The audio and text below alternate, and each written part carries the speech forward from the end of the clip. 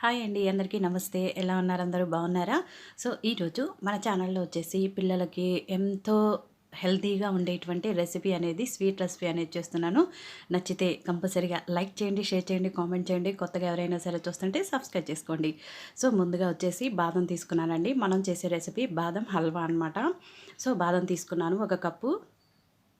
తర్వాత దానిలో వచ్చేసి హాట్ వాటర్ అండి. హాట్ వాటర్ పోసి ఒక హాఫ్ అన్ అవర్ పక్కన పెట్టేసేయండి. పీల్ ఎమ్మటే వచ్చేస్తుంది మనకి. తర్వాత మీరు షుగర్ అయినా వేసుకోవచ్చు. ఇంకా తొందరగా అయిపోవాలి అంటే గనక మనకి వర్క్ అనేది, ఇక్కడ షుగరు పౌడర్ చేశానండి నేను. బాగా సాఫ్ట్గా చేసుకోండి. ఇలాచీ కూడా పౌడర్ చేశాను. అంటే మొత్తం పట్టదండి, 1 టేబుల్ స్పూన్ మాత్రమే. ఇంకా వేరే రెసిపీ చేసేటప్పుడు, స్వీట్ రెసిపీ మనకు పనికొస్తుందని వేసేసాను. ఇంక ఇప్పుడు మనం హాఫ్ అన్ అవర్ దీన్ని పక్కన నానబెట్టేసాం కదండి, పీల్ ఎమ్మటే వచ్చేస్తుంది అనమాట. చూడండి ఎంత బాగా వచ్చేసిందో. వీటిని మిక్సీ జార్లో వేసుకొని మిక్సీ పట్టేసుకోండి. స్మూత్గా అండి, మనం ఇడ్లీ చట్నీ ఎలా అయితే వేస్తామో అలా స్మూత్గా అనమాట. ఇక్కడ చూసారా మిల్క్, నేను కొంచెం మేగడ ఉన్నది అంటే రెడ్ పాల ప్యాకెట్ ఉంటుంది చూసారా, అది తీసుకున్నాను అనమాట. అదైతే కొంచెం క్రీమీ స్ట్రక్చర్ వస్తుంది కదా, అందుకని అదిగోండి మీకు చూపిస్తున్నాను. చాలా స్మూత్గా రావాలి.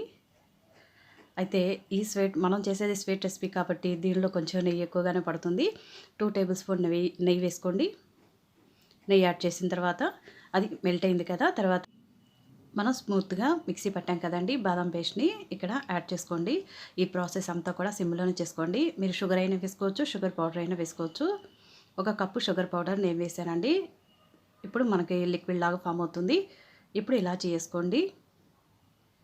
అది దగ్గర పడేంత వరకు మీరు కొంచెం దాన్ని యాడ్ చేసుకుంటూనే ఉండాలి. మెల్ట్ చేసుకోండి ఇలాగా. తర్వాత మళ్ళీ నెయ్యి యాడ్ చేసుకోండి, ఒక హాఫ్ టేబుల్ స్పూన్ వరకు. అంటే నెయ్యి ఎక్కువగానే పడుతుంది. ఇలా గట్టిగా వచ్చినప్పుడు కొంచెం మిల్క్ యాడ్ చేసుకోండి.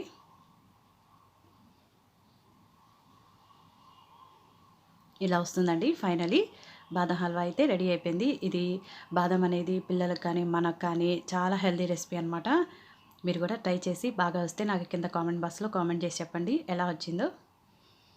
ఐ హోప్ మీరందరూ కూడా లైక్ చేస్తారు, అలానే షేర్ చేయండి, అలానే నా ఛానల్ని ఎంకరేజ్ చేయండి ప్లీజ్.